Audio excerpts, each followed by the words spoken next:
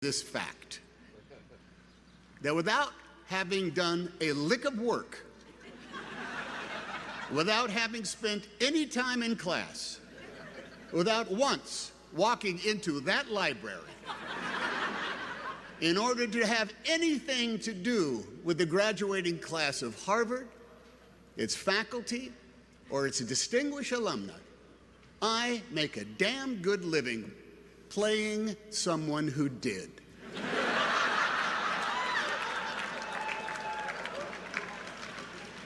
It's the way of the world, kids. On behalf of all of us who studied for 2 years at Chabot Community College in Hayward, California,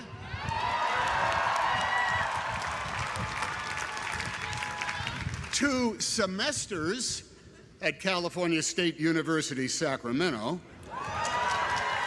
and for 45 years at the School of Hard Knocks, earning a Bachelor of Arts degree in one damn thing after another. Thank you. Thank you. I don't know much about Latin. I have no real passion for enzymes.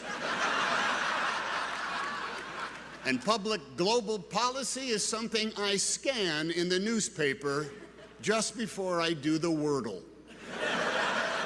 And yet here I am, closing for Josiah, Palace, and Vic. Thank you, guys.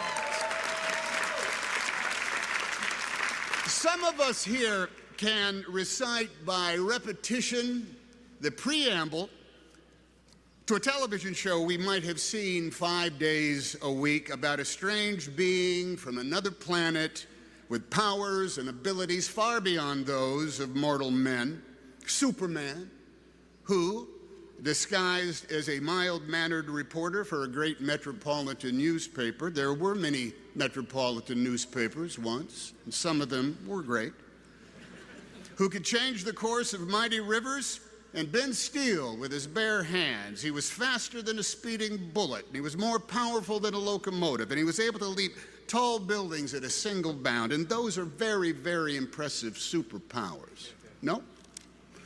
Well, what was most impressive about his powers was how he chose to wield them.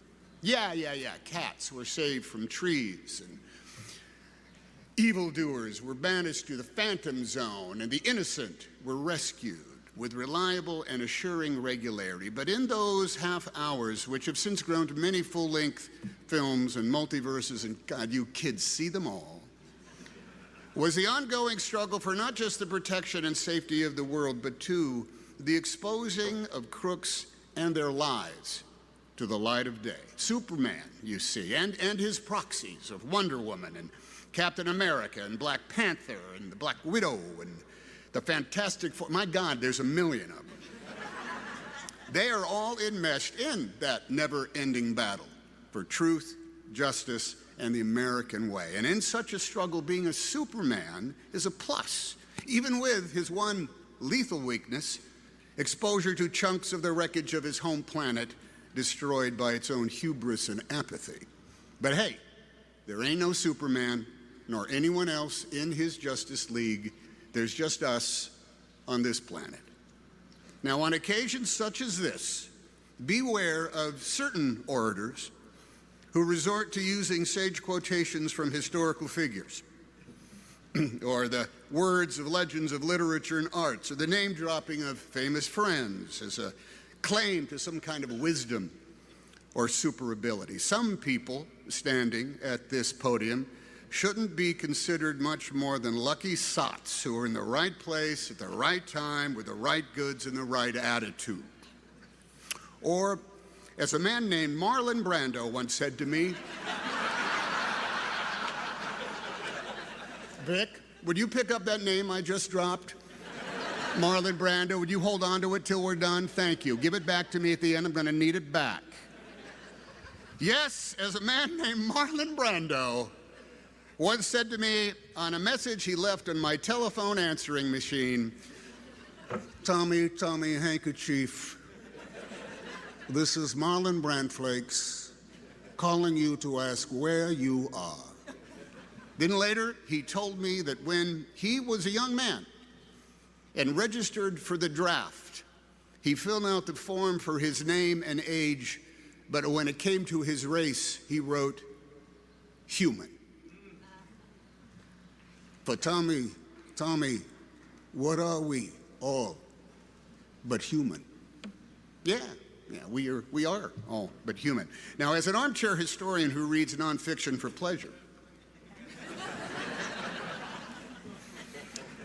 the books divine that there has never been a graduating class that has not faced the greatest challenges of all time. That come every spring, the maelstrom of history swirls so wildly that no matter the year or the era or the generation, there is always an atmospheric river of events that makes right now the hinge upon which our fate is turning. And we here in the stands look at you all in the caps and the gowns, and we hope, oh, at last help is on the way. Somewhere matriculating today is a man of iron, a woman of steel, a superhuman just in the nick of time. Now, this is not because we have failed in our duties or are completely spent. We have done some very super things over our generations.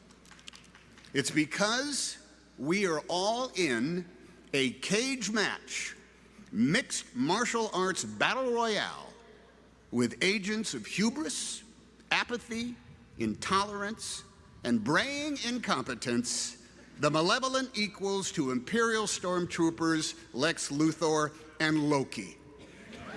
And we could all use a superhero right now.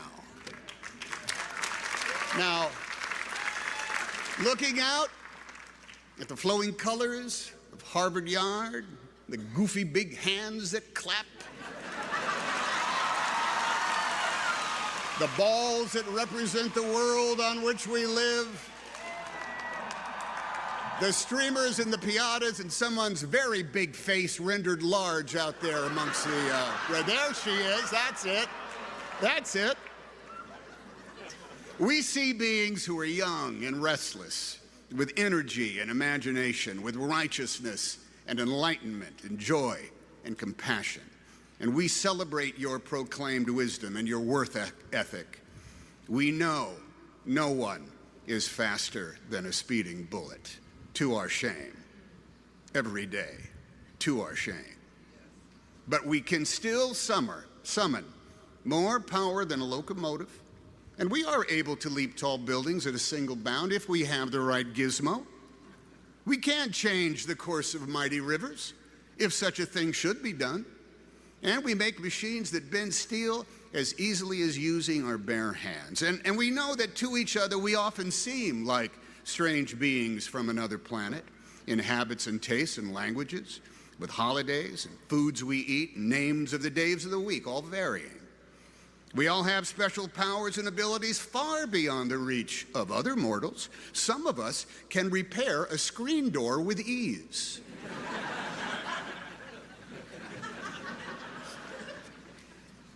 Some of us can take care of a 5-year-old kid and a toddler for 24 hours a day and never stop loving them.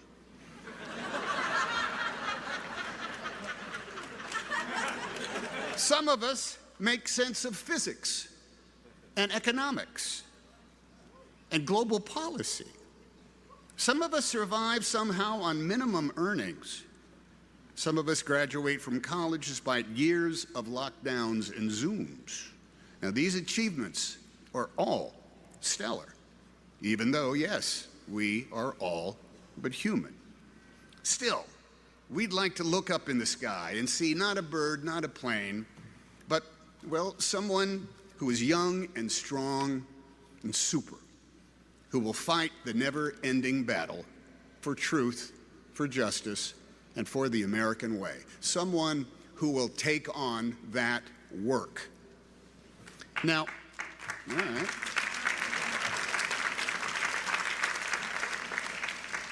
Now, a kooky uncle once said to me, We should all stay in school as long as we can because the moment we graduate, we have to work every day for the rest of our lives. Now, that uncle was, a bit bitter, but he was not wrong. We all get to complain about the man, and we all have debts we got to pay, and we're all entitled to a day off to lay about. But the work that is called for, that we must do, has no expiration date. It is the construction of our more perfect union, and that job will never, ever be completed. It's one that requires rigorous attention, unfading wherewithal, and all hands. The work is the keeping of the promises of our promised land, the practice of decency, the protection of freedom, and the promotion of liberty for all with no exceptions. And man, that takes on a lot of work. It's work that is done on multiple job sites every single day, and you can call each of them the battle for truth, justice, and the American way. Yes, the American way.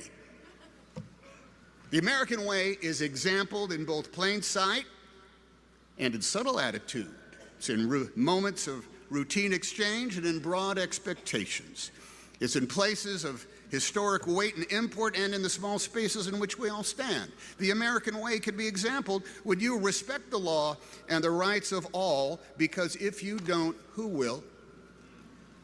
When your food is brought to you and you thank the server, because if you don't, who will? When you pick up the litter that has missed the recycling bin, because if you don't, who will? When you vote your conscience and make sure your neighbor has the opportunity to do the same with theirs, because if you don't, who will?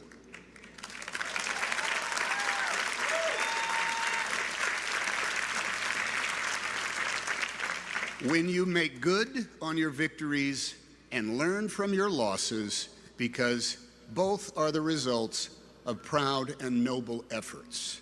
If you don't, who will? The American way was first proposed not far from here, when subjects of a king demanded more control over their lives than that dictated by someone else's definition of providence. At the same time, women had no legal recourses. An entire segment of the population had been taken from their homeland and enslaved to work as chattel regardless of their age.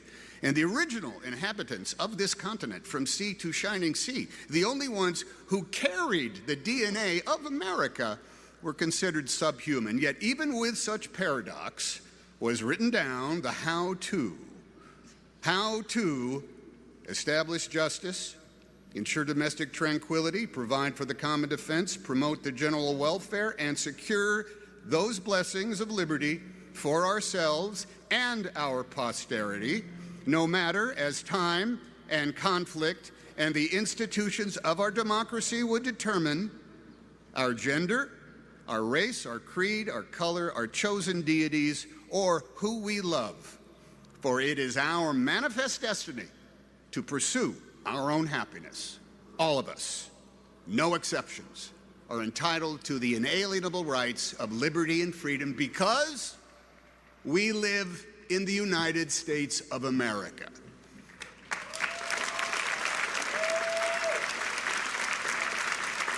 The vocabulary of the American way, of the law and the rights we share, is some part philosophical musing, some part answering a question with a question, some part trying to bowl us all over with your knowledge of Latin.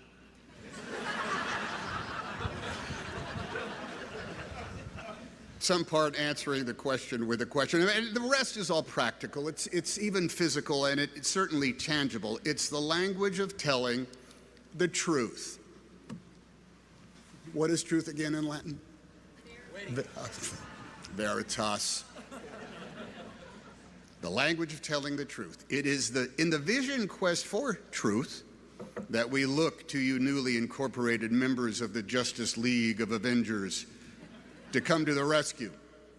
For the truth to some is no longer empirical, it's no longer based on data, nor common sense, nor even common decency. Telling the truth is no longer the benchmark for public service. It's no longer the salve to our fears or the guide to our actions. Truth is now considered malleable by opinion and by zero-sum endgames. Imagery is manufactured with audacity, with purpose to achieve the primal task of marring the truth with mock logic, to achieve with fake expertise, with false sincerity, with phrases like, I'm just saying, or I'm just asking, I'm just wondering. Now, literally, you cannot believe your eyes, and your ears will help others lie to you. Someone will report the world to you exactly as you wish it were, full of alternative facts, of conjured narrative meant to buttress the status quo and deny its offenses, or rejig the rules and muddy the playing field depending on where one is on the food chain and the moral spectrum. The American way can be demonstrated without ceasing as a perpetual prayer by every big shot and any plain Jane or Joe Blow. Justice can be an everyday pursuit, case by case, with both lightning speed and the slow, inevitable effect of gravity. Truth, though, truth feeds up in the high country, as elusive as serenity, yet as certain as the North Star and the Southern Cross. Truth is mined at the intersections of our chosen behaviors and our fixed habits, in our personal boundaries. Truth has synonyms such as honesty, honor, transparency, and yet the common practice of so many is to play fast and loose with those very words, to create enemies, to claim victimhood, to raise the mediocre into merit, and to make cloudy a vista that is actually crystal clear. Likewise, truth has opposites. Omission. You don't need to know that. Distraction. That's not the real story. This is. Opinion masquerading as clairvoyance. Oh, here's what is going to happen. And influence peddling. A lot of people are saying. Truth, too, has a nemesis equal to any colored kryptonite that, like a feral hound, is never too far off the path in the weeds and in the shadows, lying in wait for the lethal opportunity to bring truth down. And that beast is indifference, which will make moot all the permanence found in truth. Indifference will rust away the promise of our promised land. Propaganda and bald-faced lies will erode over time. Idolatry and imagery lose luster and effect. Ignorance and intolerance can be replaced by experience in the wink of an eye, but indifference will narrow the vision of America's people and make dim the light of Lady Liberty's symbolic torch. Indifference makes citizens into indentured servants held in labor by the despots and tyrants whose default setting is cynicism, who outlaw dissent and ban art and dialogue and books, who grab power any way they can, enabled by the subterfuge of their co-conspirators, rewarding the rationale of the complicit, and surging into the vacuum caused by the indifference of a people who have been made weary by struggle, so weary that they lose hope and are left to yearn to be saved by the fiction of superheroes. Every day, every year, and for every graduating class, there is a choice to be made. It's the same option for all grown-ups who have to decide to be one of three types of Americans: those who embrace liberty and freedom for all, those who won't, or those who are indifferent. Only the first do the work of creating a more perfect union, a nation indivisible. The others get in the way. In the never-ending battle you have all officially joined as of today, the difference is in how truly you believe and in how vociferously you promote and how tightly you hold to the truth that is self-evident, that of course we are all created equally, yet differently. And of course, we are all in this together.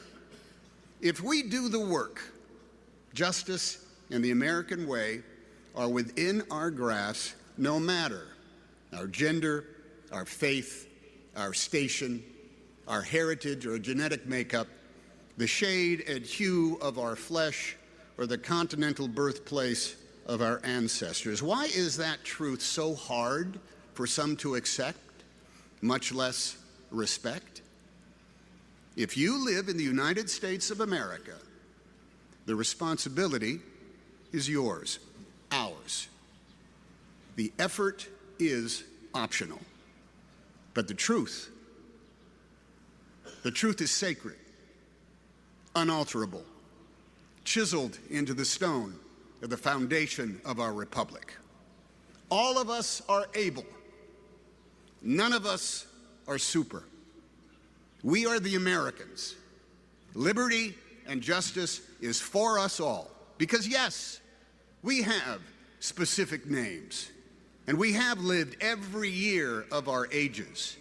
But when it comes to race, we are all uniquely, magnificently, simply human. Or so said Marlon Brando to Tommy Tommy Handkerchief. May goodness and mercy follow you all the days of your lives. Godspeed. Congratulations.